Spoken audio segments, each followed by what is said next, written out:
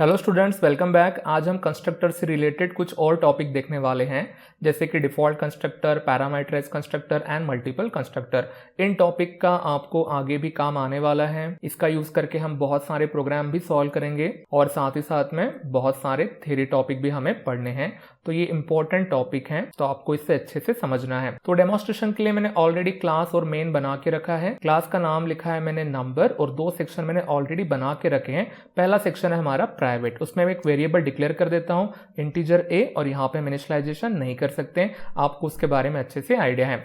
और अब बनाते हैं अब हमारा फर्स्ट कंस्ट्रक्टर। और आपको पता है कंस्ट्रक्टर के रूल क्या होते हैं। कंस्ट्रक्टर का जो नाम होता है वो हमारे क्लास के नाम जैसे ही होता है और इसका कोई रिटर्न डेटा टाइप नहीं होता है। और इसके बाद इसे मैं यहीं पे डिफाइन कर रहा हूं, चाहे तो आप आउटसाइड द क्लास भी इसे डिफाइन कर सकते हैं। तो गाइज जो मैंने यहाँ पे बनाया है ना, यही हमारा डिफॉल्ट कंस्ट्रक्टर है, जो हमारा आज का पहला टॉपिक है। इसे ही बोलते हैं डिफॉल्ट कंस्ट्रक्टर। ठीक है गाइज। तो अगर इसके अंदर मैंने कुछ भी कोडिंग नहीं लिखी है तो भी ये कंस्ट्रक्टर कॉल होता है। तो कंस्ट्रक्टर कब कॉल होता है? जब हम इस क्लास के ऑब्जेक्ट बनाते हैं। तो मैंने एक ऑब्जेक्ट बनाया है गाइज, देखो यहाँ पे नंबर n1 कहाँ पे बनाया है मैंने, यहाँ पे मेन में बनाया है। तो इसे करते हैं हम कंपाइल, तो कोई एरर नहीं, और इसे करते हैं हम रन। देखो कंप्यूटर की स्क्रीन एकदम ब्लैंक है क्योंकि आपने कुछ भी कोडिंग वहां पे नहीं लिखी है। तो सच में यहाँ पे कॉल गया है या नहीं गया है ये चेक करने के लिए हम यहाँ पे एक मैसेज लिखते हैं, hello I M default constructor. ऐसा मैंने यहाँ पे मैसेज लिख दिया है।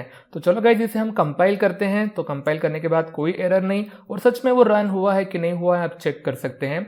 जैसे ही आपने ऑब्जेक्ट बनाया है, उस कंस्ट्रक्टर को कॉल गया है और उसमें जो भी मैसेज लिखा है वो मैसेज यहाँ पे प्रिंट हो गया है। आप चाहें तो अब इसमें वैल्यू भी इनिशियलाइज कर सकते हैं, जैसे कि a इज इक्वल टू मैंने यहाँ पे 10 इनिशियलाइज किया है और सच में ये वैल्यू इनिशियलाइज हुई है ये चेक करने के लिए मैं a is equal to a की वैल्यू यहाँ पे प्रिंट कर देता हूँ। साथ में हम यहाँ पे एंडल भी लगा देते हैं, ऊपर वाले मैसेज में भी हम एंडल लगा देते हैं ताकि नंबर्स वगैरह बराबर नीचे प्रिंट हो, और हेलो की शुरुआत भी /n से करते हैं ताकि कहीं पे भी लाइन ओवरलैप ना हो। बस ऐसा ही थोड़ा अरेंजमेंट मैंने यहाँ पे किया है। कंपाइल करते हैं, कोई एरर नहीं गाइस, और यहाँ पे हम रन करते हैं, hello I M default constructor. तो गाइस डिफॉल्ट कंस्ट्रक्टर कब कॉल होता है? जैसे आपने यहाँ पे ऑब्जेक्ट बनाया वैसे ही। तो मैंने एक ऑब्जेक्ट बनाया, अगर आप दूसरा ऑब्जेक्ट बनाते, मैंने n2 भी ऑब्जेक्ट बनाया है, फिर से रन करो और आप देख सकते हैं कि ये कंस्ट्रक्टर कितने बार कॉल हुआ गाइस, 2 टाइम्स ये कंस्ट्रक्टर क्या हुआ है, कॉल हुआ है। तो आई होप सो कि आपको इतना समझा होगा कि डिफॉल्ट कंस्ट्रक्टर यहाँ पे क्या होता है। अगेन इसको थोड़ा सा मॉडिफाई आगे हम करेंगे। तो अब बढ़ते हैं हमारे दूसरे टॉपिक की तरफ गाइस, और टॉपिक का नाम है हमारे पैरामीटराइज कंस्ट्रक्टर। देखो पैरामीटर आपको समझते हैं ना गाइस, जैसे कि हमारे ये फंक्शन है, इसके अंदर अगर मैं कुछ लिखूं तो ये क्या बन गए, हमारे पैरामीटर बन गए हैं। ठीक है, इसे आर्गुमेंट भी बोला जाता है। तो हम फर्स्ट टाइम यहाँ पे क्या देख रहे हैं, कंस्ट्रक्टर के ब्रैकेट में हम ऐसे आर्गुमेंट लिख रहे हैं। इसका मीनिंग ये होता है गाइस, इस फंक्शन को अगर आपको कॉल करना है तो आपको वैल्यू पास करनी पड़ेगी, और वो वैल्यू का टाइप क्या लिखा है मैंने यहाँ पे, इंटीजर लिखा है, यानी कि इंटीजर वैल्यू यहाँ पे पास होंगे। तो उस वैल्यू का आपको करना क्या है, तो मैं क्या करता हूँ गाइस पता है, ये जो 10 लिखा है ना, उस जगह पे मैं यहाँ पे x लिख देता हूँ, यानी यूजर ने जो वैल्यू पास की है वो x में आएंगी, और अगेन वो वैल्यू यहाँ पे कहाँ पे स्टोर होंगी गाइस, a में जाके स्टोर होंगी और ये डिस्प्ले होंगी।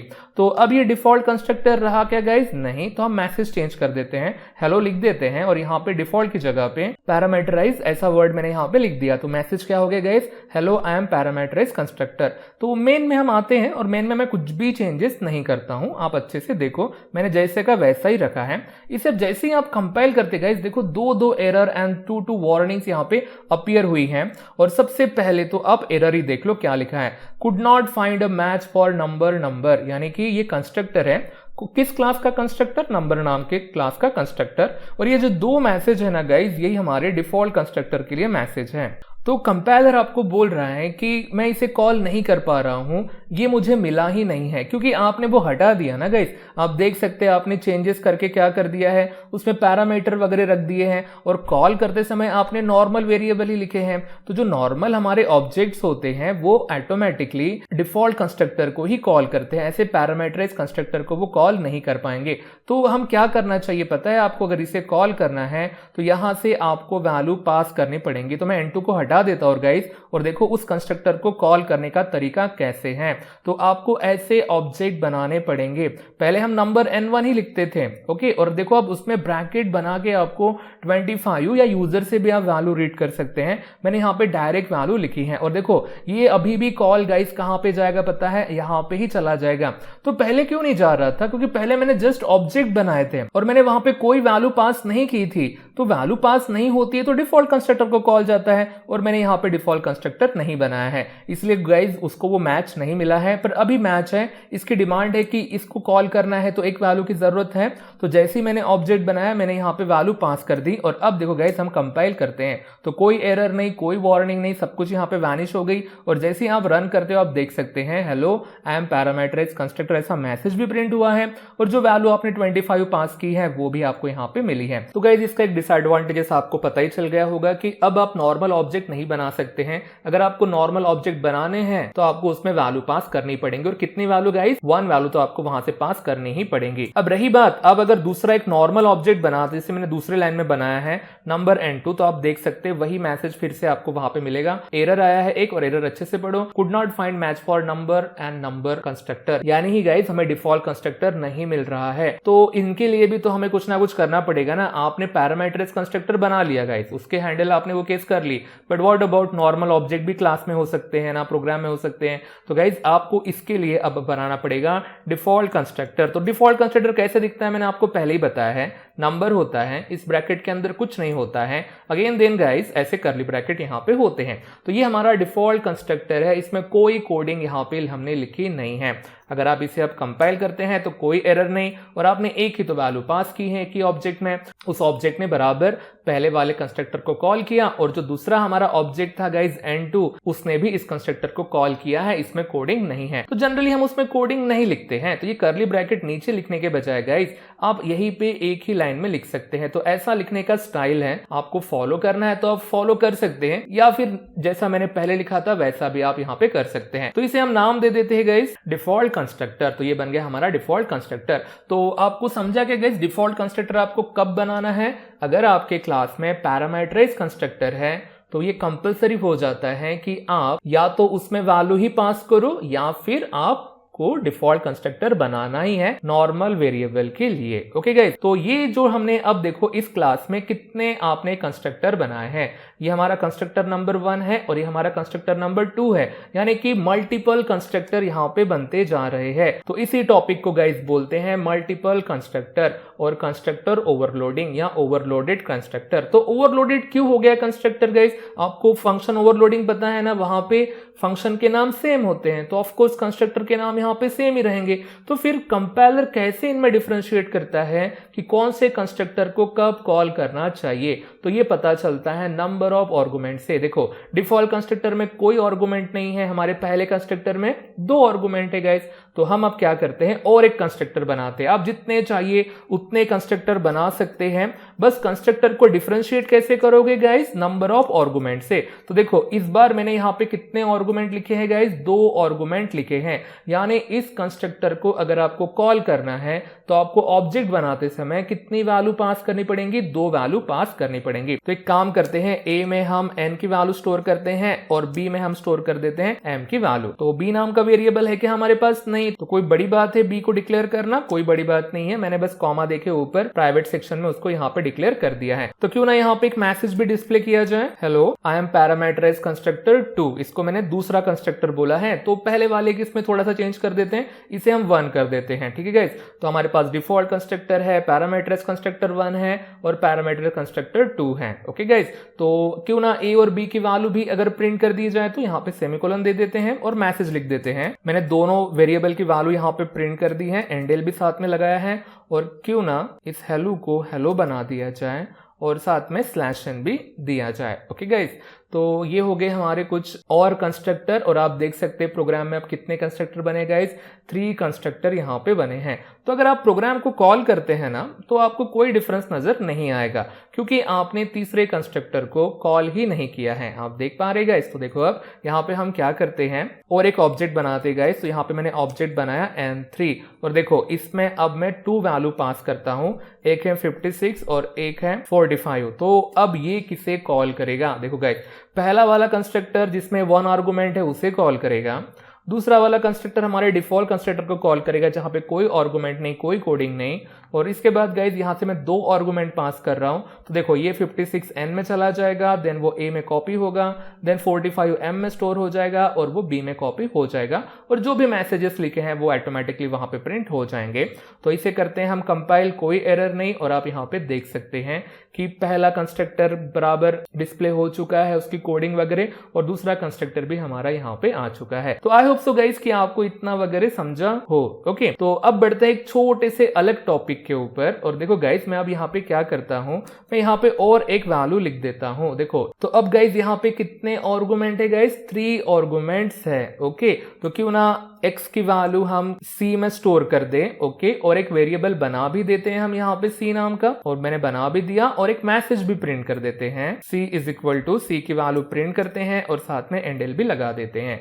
तो अब जरा सोचो आप, इसे इस कंस्ट्रक्टर को अगर आपको कॉल करना है तो आपको ऑब्जेक्ट बनाते समय कितनी वैल्यू पास करनी पड़ेंगी, 3 वैल्यू पास करनी पड़ेंगी। और अगर आप मेन में देखते हैं तो ऐसा कोई भी ऑब्जेक्ट नहीं है जो 3 वैल्यू पास कर रहा है। तो अगर इसे आप कंपाइल करते हैं गाइस तो एक एरर आएगा, और देखो यहाँ पे बोला है could not find a match for number integer comma integer, यानी ऐसे कंस्ट्रक्टर जहां पे 2 आर्गुमेंट आने चाहिए वैसे वाला कंस्ट्रक्टर उसे मिल ही नहीं रहा है, क्योंकि यहाँ पे 2 लिखा था, 2 वाले को तो मैंने 3 में कन्वर्ट कर दिया। तो अब क्या बनता है गाइस, आपको यहाँ पे नहीं क्या, तीसरी वैल्यू पास करनी पड़ेगी और ये प्रोग्राम रन हो जाएगा। आप देख सकते हैं तीनों के तीनों वैल्यू यहाँ पे आ गई। बट गाइस मुझे ऐसा नहीं करना है, मैं चाहता हूं कि 2 वैल्यू से ही ये वाला जो हमारा तीसरा कंस्ट्रक्टर जो मैंने यहाँ पे बनाया है वो कॉल हो। तो आपको जहां पे 3 आर्गुमेंट की जरूरत है, मुझे 2 से ही काम चलाना पड़ेगा, यूजर तो भेजने वाला नहीं है। तो इस टाइम पे हमें एक टॉपिक काम में आता है, और टॉपिक का नाम है guys function with the default argument. Okay, ये फंक्शन ही है ना, तो यहाँ पे हमारे कंस्ट्रक्टर में मैंने जो ये ट्रेलिंग वेरिएबल है इसे मैंने बना दिया डिफॉल्ट। तो ऐसा टॉपिक हमने इसके पहले ही पढ़ा है फंक्शन में, तो ये टॉपिक का हमारा नाम बन जाता है कंस्ट्रक्टर विद डिफॉल्ट आर्गुमेंट। अगर यूजर ने 2 वैल्यू भेजी तो भी ये काम करेगा, और 3 भेजी तो भी काम करेगा। तो देखो गाइज, तो हमने c की वैल्यू तो भेजी नहीं है यहाँ से, आपने बस a और b के लिए ही वैल्यू यहाँ से भेजी है, x में वैल्यू कोई कॉपी होंगी नहीं, तो वो 0 ऑटोमेटिकली यहाँ पे ले लेगा। तो कंपाइल करते हैं, कोई एरर नहीं, और जैसे ही आप यहाँ पे रन करते हैं देखो c की वैल्यू यहाँ पे क्या डिस्प्ले होंगी, 0 डिस्प्ले होंगी। और अब रही बात, अगर आप वैल्यू भेजते ही है यहाँ से तो वैल्यू वो ओवरलैप हो जाएंगी। तो ये आपको समझ गया ना गाइज, ये कैसे काम करता है और इसकी जरूरत आपको कब पड़ती है। अगर किसी कंस्ट्रक्टर की फंक्शन की डिमांड है कि 3 वैल्यू भेजनी है, तो अगर फिर भी आपको उसे रन करना है तो आप ट्रेलिंग वाले एलिमेंट को क्या बना सकते हैं, डिफॉल्ट बना सकते हैं। आई होप सो कि आपको इतना समझा होगा।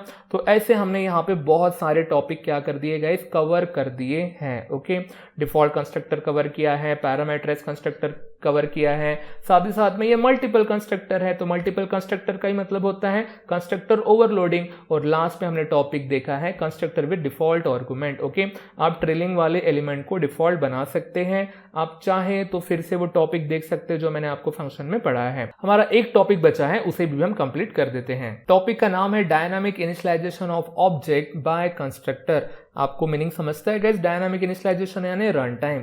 जैसे हमारा प्रोग्राम रन होता है वैसे भी आप ऑब्जेक्ट को इनिशियलाइज कर सकते हैं, बट आपको उसे करना है कंस्ट्रक्टर से। ठीक है, मैंने सब कोडिंग हटा दी गाइस ताकि हम कंफ्यूज ना हो सके। और सबसे पहले पहला कंस्ट्रक्टर बनाते हैं और इसे डिफॉल्ट रखते हैं। ओके, डिफॉल्ट रखना बहुत जरूरी है गाइस। अगर आप मल्टीपल कंस्ट्रक्टर बनाना चाहते हैं प्रोग्राम में, तो नॉर्मल वेरिएबल जिसमें आप एक भी आर्गुमेंट पास नहीं करने वाले हो उसे हैंडल करने के लिए इनका यूज होता है। दूसरा कंस्ट्रक्टर बनाते हैं गाइस, और उसमें हम एक वैल्यू पास करेंगे। ओके, तो मैंने यहाँ पे ऐसा लिख दिया है, और इस बार मैं इसे बाहर डिफाइन करूंगा, तो मैंने ऐसा यहाँ पे लिखा है। इसके बाद एक दूसरा और कंस्ट्रक्टर बनाते हैं, हम पैरामीटराइज्ड कंस्ट्रक्टर ही बना रहे हैं, और इसे कॉल करने के लिए आपको कितनी वैल्यू की जरूरत पड़ेगी, 2 वैल्यू की आपको जरूरत पड़ेगी। और वैसे ही गाइस आप यहाँ पे तीसरा भी कंस्ट्रक्टर बना सकते हैं जिसे कॉल करने के लिए आपको 3 वैल्यू की जरूरत पड़ेगी। तो बन गया हमारा टॉपिक। कौन सा topic guys? Parameterize constructor as well as constructor overloading. Okay guys, बस इसे मैंने डिफाइन नहीं किया है। तो करते हैं पहले कंस्ट्रक्टर को बाहर डिफाइन। पता है गाइस, मैंने डिफॉल्ट कंस्ट्रक्टर को वहीं पे डिफाइन किया है, आप देख सकते हो ओपन एंड कर्ली ब्रैकेट वहां पे है। दूसरे कंस्ट्रक्टर को हम यहाँ पे डिफाइन करते हैं। क्लास का नाम without return any data type है ही नहीं, तो हम कहां से देंगे गाइस इसमें, और इसके बाद नंबर ऐसा लिख देंगे। क्लास का नाम वही फंक्शन का नाम होता है, और इंटीजर x। आपको यहाँ पे जो मैसेज लिखने हैं गाइस वो आप यहाँ पे लिख सकते हैं। तो मैंने यहाँ पे सी आउट लिखा, कंस्ट्रक्टर 1 ऐसा मैसेज लिखा है, और साथ में हमने इसको एंडल भी लगा दिया है, यानी इसमें एक वैल्यू आने वाली है। और आप चाहे तो उसको /n से भी शुरुआत कर सकते ताकि वो नीचे प्रिंट हो गाइस। और आपको वैल्यू असाइन करनी है तो a में वैल्यू असाइन कर दो, जो भी भेजेंगे वो वैल्यू यहाँ पे आती जाएंगी। तो हमने a की वैल्यू भी यहाँ पे हमने डिस्प्ले कर दी है, ठीक है।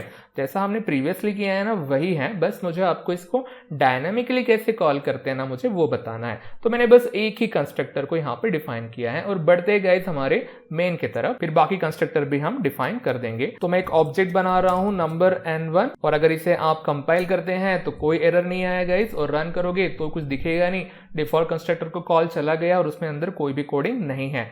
तो देखो गाइस, अभी आपको पता है कि अगर मुझे ये वाले कंस्ट्रक्टर को कॉल करना है तो इसमें से मुझे एक वैल्यू पास करनी पड़ती है, दैट्स इट। देखो इसे आप रन करो और कंस्ट्रक्टर 1 को कॉल चला गया और a की वैल्यू 25 इनिशियलाइज हो गई। बट आपको ऐसा नहीं करना है, ये तो कंपाइल करते समय फिक्स हो गया था कि कॉल वहीं पे जाएगा। तो गाइज इसे हम रन टाइम इनिशियलाइज कर सकते हैं, और कैसे कर सकते हैं वही तो हमें देखना है। देखो आप ऐसा n1 लिख सकते हैं और इज इक्वल टू नंबर ऐसा लिखना है, और देन आपको ऐसी वैल्यू पास करनी है। और थोड़ी वैल्यू हम यहाँ पे दूसरी लिखते हैं ताकि थोड़ा सा हमें डिफरेंस पता चले। तो गाइस देखो, ये जो मैंने यहाँ पे लिखा है ना, यही हमारा डायनामिक इनिशियलाइजेशन ऑफ ऑब्जेक्ट। जब प्रोग्राम हमारा रन होगा तब पर्टिकुलर कंस्ट्रक्टर चूज होगा, और यहाँ से हमने 45 भेजा है, वो यहाँ पे जाएगा, यहाँ पे कॉल जाएगा, और देन a की वैल्यू यहाँ पे डिस्प्ले हो जाएंगी। ओके, तो गाइज देखो, वो पहला तरीका तो है ही आपको कॉल करने का, ये हमारा डायनामिक इनिशियलाइजेशन है। इसका यूज करके आप कंस्ट्रक्टर के फंक्शन के डिफरेंट वर्जन कॉल कर सकते हैं, ठीक है। और एक प्रकार का ये पता है गाइज क्या हो गया, एक्सप्लिसिट कॉल हो गया कंस्ट्रक्टर को। आप ऐसे कंस्ट्रक्टर को कॉल कर सकते हैं। पहला ऑटोमेटिक हो रहा था ना, देखो अभी आपने यहाँ पे कंस्ट्रक्टर का नाम लिखा है, तो ये एक्सप्लिसिटली आपने इसे क्या किया है, कॉल किया है। और जो पहले कॉल जा रहे थे वो इम्प्लिसिटली जा रहे थे, ऑटोमेटिक जा रहे थे। आप यहाँ पे अब खुद होके इसे क्या कर रहे हैं, कॉल कर रहे हैं। तो ये बराबर पहले कंस्ट्रक्टर को कॉल करेगा। तो उस तरीके से अब दूसरे कंस्ट्रक्टर भी हम डिफाइन कर देते हैं। मैंने पहला कंस्ट्रक्टर यहाँ पे कॉपी पेस्ट कर दिया गाइस, तो बस यहीं पे चेंजेस करते हैं। तो इसमें दूसरा पैरामीटर है इंटीजर y, मतलब यहाँ पे 2 वैल्यू आने वाली हैं। मैसेज को चेंज करके यहाँ पे हम 2 लिख देते हैं, और x तो वैल्यू आ ही रही थी, वो a में स्टोर हो गई है, तो क्यों ना y ये वैल्यू b में स्टोर कर दी जाए। और साथ ही साथ में यहाँ पे मैसेज भी लिख दिया जाए, b is equal to b की वैल्यू हम प्रिंट कर देंगे, और साथ ही साथ में यहाँ पे हम एंडल भी लगा देंगे, ठीक है। एंडल मैंने यहाँ पे एक a को पहले ही लगा दिया था। तो अगर इसे हम कंपाइल करते हैं और इसे रन करते हैं तो आप यहाँ पे देखोगे कि दूसरे वाले कंस्ट्रक्टर को कॉल यहाँ पे गया ही नहीं गाइस। कॉल क्यों नहीं गया गाइस, क्योंकि अगर दूसरे कंस्ट्रक्टर को अगर आपको कॉल करना है तो आपको कितनी वैल्यू यहाँ से पास करनी पड़ती है, 2 वैल्यू पास करनी पड़ती है। या तो आप इस n1 में ही वैल्यू पास कर दो गाइस, या फिर आप यहाँ पे कॉमा देके दूसरा ऑब्जेक्ट बना सकते हैं n2, और यहाँ से वैल्यू पास कर सकते हैं। जैसे कि मैंने यहाँ पे 10 और 20 यहाँ पे मैंने पास किया है। इसे रन करो और आपको देखेगा कि देखो कंस्ट्रक्टर 2 पहले कॉल हुआ है और देन कंस्ट्रक्टर 1 हुआ है। ऐसा क्यों हुआ है, क्योंकि जहां पे मैंने डिक्लेयर किया है वहीं से मैंने यहाँ पे वैल्यू क्या कर दी, पास कर दी। बट ये कोई रन टाइम नहीं हुआ है गाइस, ओके, ये कंपाइल टाइम हुआ है। अगर आप इसे रन टाइम कॉल करना चाहते हैं तो देखो गाइस आप क्या कर सकते हैं, n2 इज इक्वल टू ऐसा एक्सप्लिसिटली आपको कॉल करना पड़ेगा, और आप यहां से वैल्यू भेजो। तो 45 रिपीट हो रही वैल्यू, तो 25 एंड 42 ऐसे वैल्यू मैंने यहाँ से पास की है, तो बराबर वो उसे कॉल करेगा। आप देख सकते हैं यहाँ पे कि दूसरा कंस्ट्रक्टर भी यहाँ पे क्या हो चुका है, कॉल हो चुका है, कंस्ट्रक्टर 1 एंड कंस्ट्रक्टर 2। यही तो खासियत होती है डायनामिक इनिशियलाइजेशन की। आप डिफरेंट वर्जन कॉल कर सकते हैं by using invoking this constructor. आप बस अलग वैल्यू पास करो और आपको अलग अलग वर्जन ऑफ कंस्ट्रक्टर मिलेगा।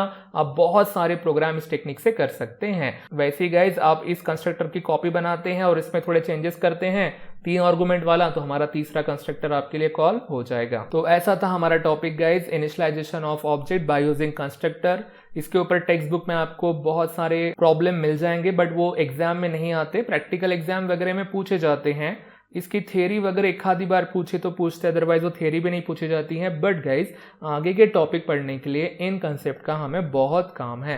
Parameterise constructor, default constructor, multiple constructor, और अब भी जो हमने देखा टॉपिक इनिशियलाइजेशन वो वाला भी है। ठीक है, तो आप इसकी खुद होके प्रैक्टिस करो और आपके कंसेप्ट अच्छे से क्लियर करो ताकि आपको नेक्स्ट टॉपिक अच्छे से समझे। तो गाइज आज के क्लास के लिए इतना ही, मिलते हैं नेक्स्ट क्लास में नए टॉपिक के साथ। तब तक के लिए goodbye, thank you guys.